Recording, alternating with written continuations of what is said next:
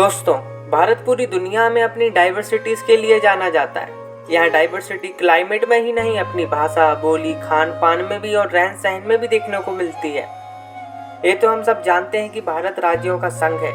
हर राज्य अपने अपने अलग अलग विशेषताओं में संजोया हुआ है। लेकिन क्या आपका ध्यान राज्य के अलग अलग राज्यों के नाम पर कभी गया है क्या? आखिर कैसे देश के अलग अलग राज्यों के नाम दिया गया?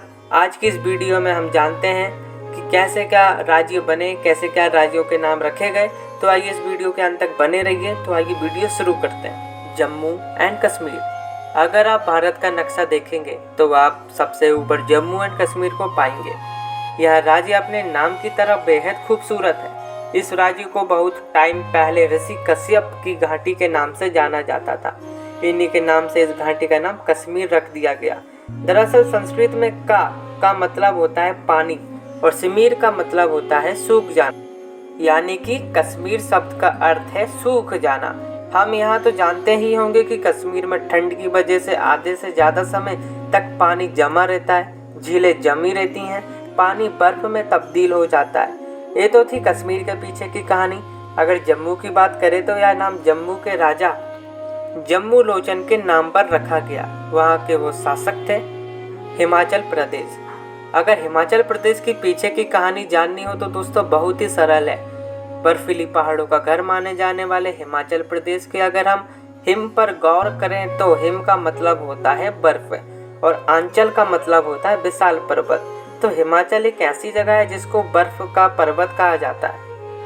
पंजाब। अगर पंजाब की बात करी जाए तो पंजाब को 5 नदियों की भूमि कहा जाता है। अगर पंजाब की बात करें तो पंजाब एक इंडो ईरानी शब्द से बना हुआ है।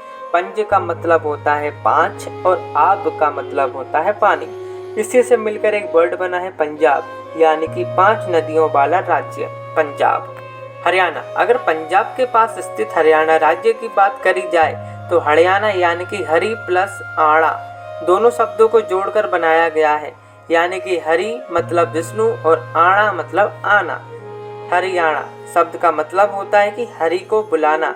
हम सब जानते हैं कि हरियाणा के कुरुक्षेत्र में ही महाभारत का युद्ध घटित हुआ था। श्री कृष्ण यहाँ आए थे, उनको बुलाने के लिए आड़ा कहा जाता है। आखिरी में हरि को आड़ा। उत्तर प्रदेश। हरियाणा के बाद चलते हैं उत्तर प्रदेश के पास। यह भारत का सबसे ज्यादा जनसंख्या वाला राज्य है। यहाँ भारत के उत्तर में बसा हुआ है, इसलिए इसका नाम उत्तर प्रदेश रख दिया गया है। यह बहुत सरल है। उत्तराखंड। अब बात आती है उत्तराखंड की। साल 2002 में उत्तर प्रदेश से अलग होकर बना राज्य उत्तराखंड की। इसका पुराना नाम उत्तरांचल था, जिसका मतलब उत्तरी पहाड़ होता है। जिसके बाद इसका नाम बदलकर उत्तराखंड रख दिया गया, जिसका अर्थ किसी भी क्षेत्र का उत्तरी हिस्सा होता है। राजस्थान। यह शब्द संस्कृत भाषा राजा से आया है। इसके पुराने समय राजपूताना नाम से जाना जाता था, यानी कि राजपूतों का शहर। अब जाते हैं राजस्थान के पड़ोसी राज्य गुजरात के पास, जिसका नाम गुज्जरा इस शब्द से आया है। दरअसल इस राज्य में 8वीं शताब्दी तक गुज्जरों ने राज करा था। इसी वजह से इस भूमि का नाम गुजरात नाम रख दिया गया। महाराष्ट्र। महाराष्ट्र की बात करें तो इसके पीछे बहुत सारी कहानियां देखने को मिलती है। यह शब्द भी संस्कृत नाम से बना हुआ है। महा का मतलब होता है महान और राष्ट्र का मतलब होता है देश। इसके पहले इसको राष्ट्रिका भी कहा जाता था। गोवा। आप जानते होंगे कि खासकर इंडियंस लोग गर्मी की छुट्टी में गोवा पर छुट्टी मनाने जाते हैं। गोवा का नाम गोवा कैसे पड़ा? वैसे इसका जवाब आज तक कोई पता नहीं लगा पाया। गोवा को यूरोप या पुर्तगाली लोगों ने इसका नाम रखा और भारत की मान्यता के अनुसार इसको गो यानी कि गौ माता गौ के नाम से इसका नाम गोवा रख दिया गया। ये थे दोस्तों कुछ पश्चिम राज्यों की कहानी। अब चलते हैं कुछ पूर्वी राज्यों के नाम की कहानी पर। बिहार। सबसे पहले बात करते हैं बिहार राज्य की। माना जाता है कि इस राज्य का नाम संस्कृत शब्द विहार यानी विहार, इसका अर्थ होता है वस जाना या बसेरा कर लेना। इस राज्य को बौद्धों ने अपना देश बनाया था। झारखंड। बिहार की तरह झारखंड का नाम भी संस्कृत शब्द से बना हुआ है। झार का मतलब होता है जंगल और खंड का मतलब होता है प्रदेश। वैसे आप जानते होंगे कि झारखंड को एक और नाम से जाना जाता है। आप कमेंट बॉक्स में उत्तर दे सकते हैं। ओडिशा। ओडिशा शब्द संस्कृत शब्द ओड्रा यानी ओड्रा देश से आया हुआ है, यानी कि ओड्रा लोग जो भारत में निवास करते थे उन्हीं के नाम पे इसका नाम ओड्रा मतलब ओडिशा रख दिया गया। मध्य प्रदेश, मध्य प्रदेश आपको नाम से भी पता चल रहा होगा कि मध्य यानी बीच और प्रदेश यानी जगह, उसको ज़्यादा बताने की ज़रूरत नहीं है। अब चलते हैं छत्तीसगढ़। छत्तीसगढ़, ऐसा माना जाता है कि छत्तीसगढ़ को पहले दक्षिण कोसड़ा कहा जाता था, लेकिन इसके कोई प्रामाणिक सबूत नहीं है, इसमें कोई सच्चाई नहीं दिखती है। और अब रही छत्तीसगढ़ नाम के पीछे की कहानी, तो माना जाता है 36 यानी कि यहाँ पे 36 गढ़ हैं, 36 किले हैं, उसके नाम पर इसका नाम छत्तीसगढ़ रख दिया गया है। गढ़ का अर्थ होता है किला। आंध्र प्रदेश, आंध्र प्रदेश एक संस्कृत शब्द है जिसका अर्थ होता है दक्षिण, आंध्र यानी दक्षिण। ऐसी जगहों पर जनजातियों का निवास था, आवास था, जिसको कहा जाता था आंध्रा, और इसको आंध्रा नाम से जाना जाता था। मौर्य काल में इसको आंध्र द्वितीय नाम से जाना जाता है, जिसका मतलब दक्षिण के नौकरशाह माना जाता है। कर्नाटका, कर्नाटका शब्द का निर्माण करु से हुआ है, जिसका अर्थ होता है गगनचुंबी, मतलब बहुत ज़्यादा हाइट, बहुत ज़्यादा ऊंचाई।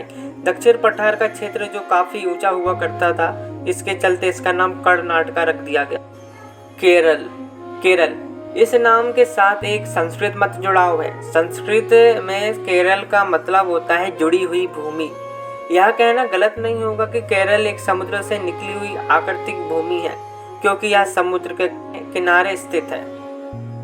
तेलंगाना, तेलंगाना राज्य का नाम तिलंग से बना हुआ है, इसका मतलब होता है शिव के 3 लिंग।